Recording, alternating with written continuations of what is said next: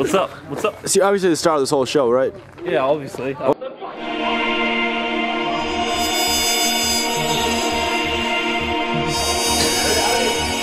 He exists in a world beyond your world.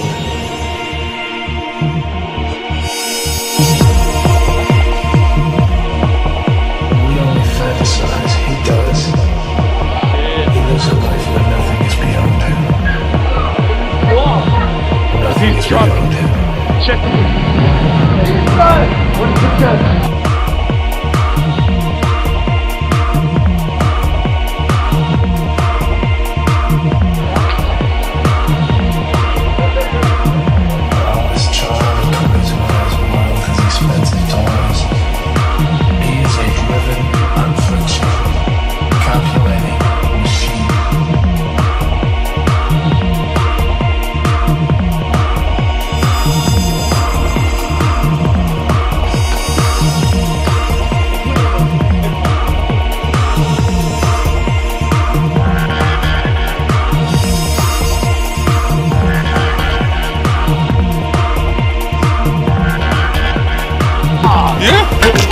Do I can see my bicep in high definition? No.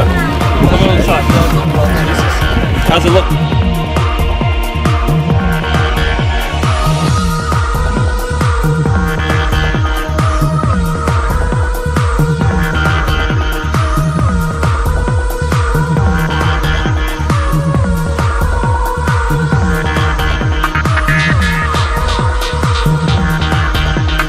Sup, bruh? You call me Mr. Aesthetic.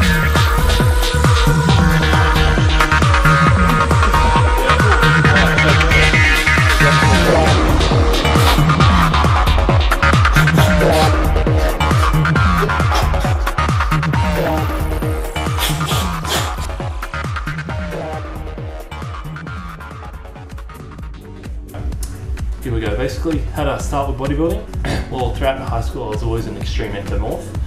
Could eat pretty much anything I wanted to, not put on any fat at all. And after I finished year 12, I started to get into training because my brother was training at the time. And basically I learned pretty much everything I had to learn in the gym itself rather than doing proper research that I should have done. I never went online, did anything like that for the first couple of months, and that probably hindered a lot of my progress that I could have made. Because I did start off doing simple isolations like bicep curls, shit like that. But you got to be doing compound squatting, deadlifting. That's what's going to make your body. And I'm telling you right now, if you fuck around in the gym, if you fuck around doing a few bicep curls, if you isolate, you need to get the base first. So you need to fucking train as hard as you can and push yourself. You need to put yourself on a level where your body doesn't want to keep going, and when you reach that point, you keep going. And what you will see is basically your body will be put into overdrive, and that's how gains are made. It's not made by going to a gym and just fucking around with your mates, having a laugh, doing a few sets. You're not going to get a good body like that. You got to push yourself past that brink. Your body doesn't want to change naturally. That's why you got to force yourself. And don't forget that dieting is one of the most important things. If you're not dieting, you're not going to get the results you want. It's simple as that. So you could be training, having a fucking epic workout, whatever, but if you're not eating properly, you might as well not be training.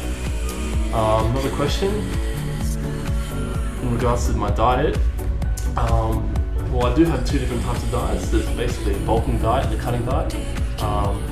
Personally, I have an extremely fast metabolism, which means I can eat a lot of food and not convert that to fat, and that's just based on my ectomorph body type. This isn't the case with everyone. My whole life I had a fast metabolism, so that proved to be a positive factor in my training, but that's not the same for everyone. A lot of people find that they have a piece of chocolate or something like that, they'll notice it straight away, so that's quite unfortunate for them, but you got to do what best with pretty much what you're given. Alright, basically with your bulky meal, you're going to have carbs and meat every single meal. Try to get steak, chicken, pasta, everything like that, brown rice, fish. You want to get meat and protein every single meal. The best way to grow is to eat meat. That's what I found when I was eating fucking heaps of meat. Fucking put on the side, so definitely try eat heaps of meat. And pretty much force yourself to eat till you can't have any more bites, because you want to push your body past that point. You're already breaking down the muscle fibers by training. Now what you've got to do is replenish the nutrients in your body and grow. So basically you have to keep eating and eating and eating, and it takes time. It's not a quick fix, so just keep eating and you will see the results. Cutting diet's a lot different. Personally, I do a ketogenic diet. Basically means you completely cut out all carbs. Now, if you're cutting out all carbs, basically what that means is that your body in about 3 or 4 days time will reach a state known as ketosis, and what that does is it uses the body's fat as energy rather than stored carbohydrates, and that is definitely my favourite type of diet for losing fat. It's really, really hard to keep it up in the beginning, especially considering the fact that if you're used to eating heaps of carbs and you stop, your body craves it, so it's really, really a mind game trying to push through that pain. But let me tell you now, it's worth it if you do and you keep that diet up. A couple of weeks you'll start noticing yourself getting leaner and leaner and your skin getting tighter. It's fucking really good diet. So pretty much all your meals will be, you can get a bit of carbs, but you got to keep it under 50 grams and make sure it comes all from green vegetables. Personally, I get it from broccoli and spinach, and I just leave it at that. So say a meal will be something like 8 eggs, something like that, and then a small portion of spinach. Another meal will be 200 grams of tuna with a bit of broccoli in it. Another meal will be boiled chicken with a bit of spinach. You can have sardines, you can have grilled fish, cottage cheese, pretty much anything like that. And it is pretty annoying, you get sick of it, but it does work, and I definitely recommend it. Yeah, so that's pretty much all I'm going to talk about for now.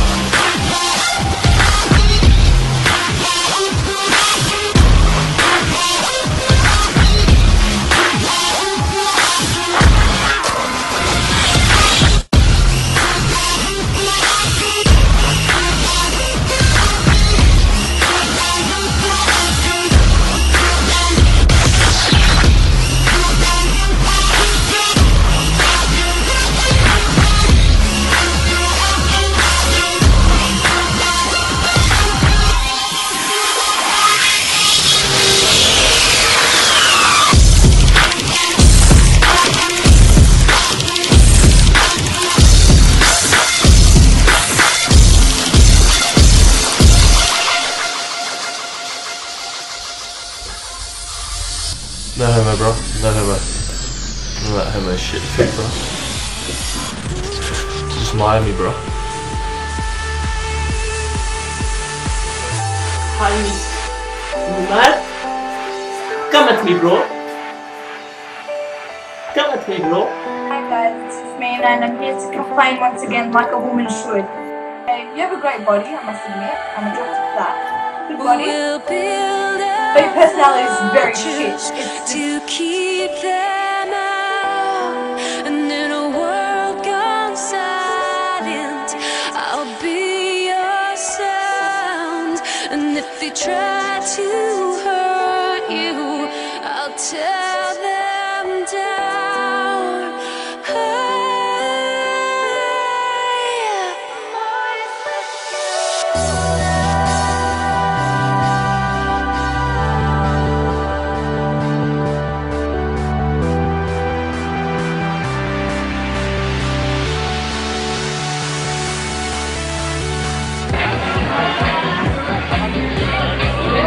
You mind?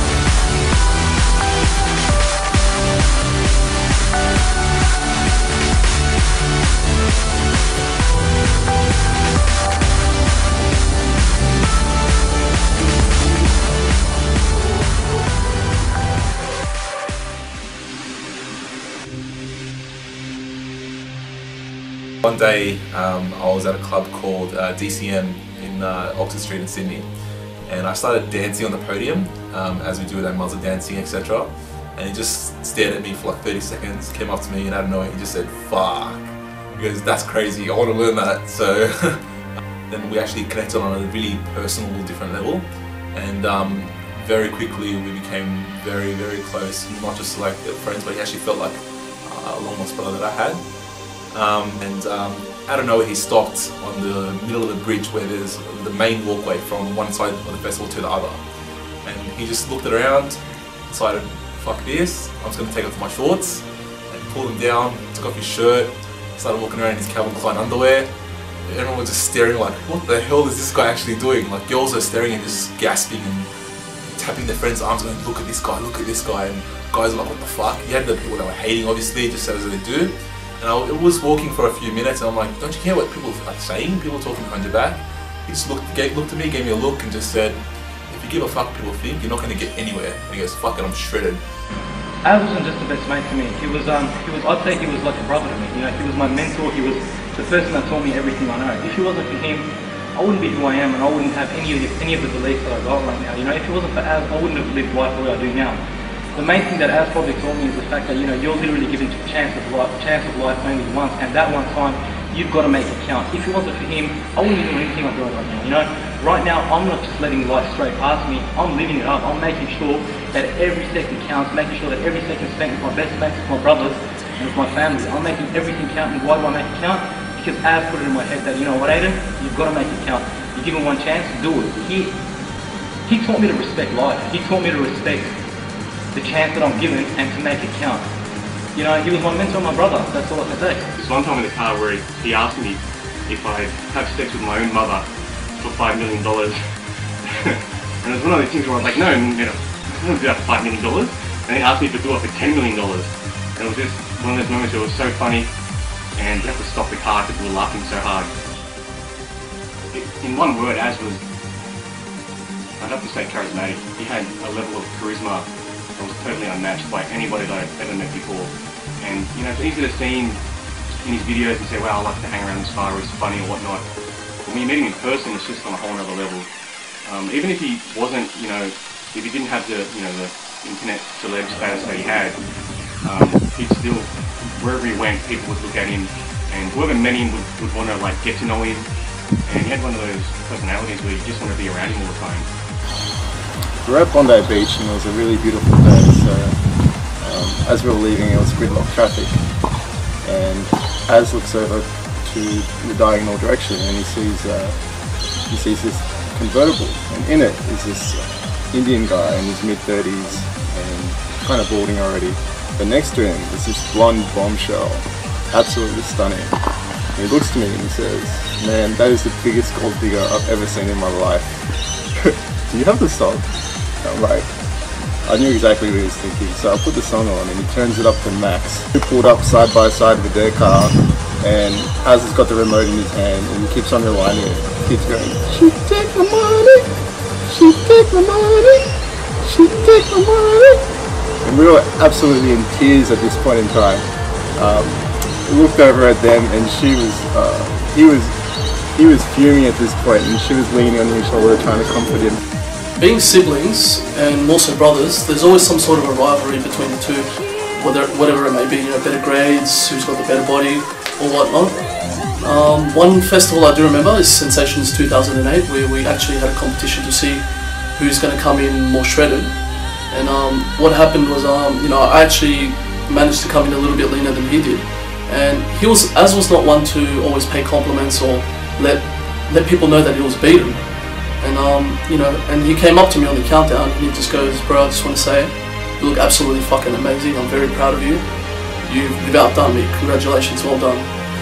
And that's going to be a memory that I'm going to hold on to for the rest of my life.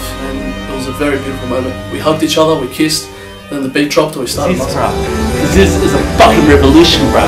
We're taking over one at a time. With Myra, bro.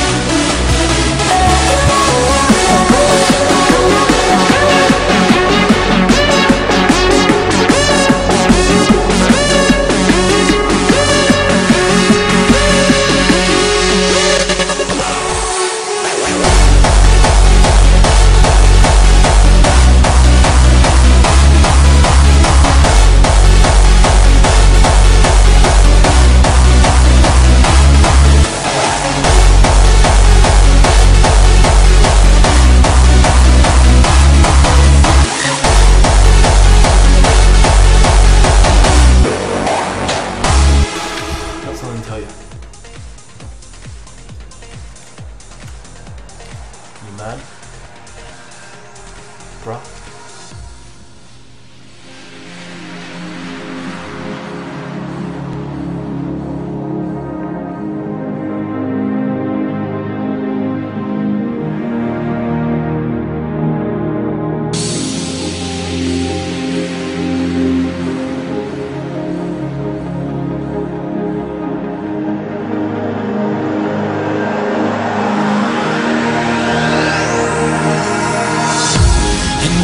It's time to say goodbye. You know that I'll wait for you. You know that I'll wait for you. And when I'm standing on the other side, you know that I'll wait for you.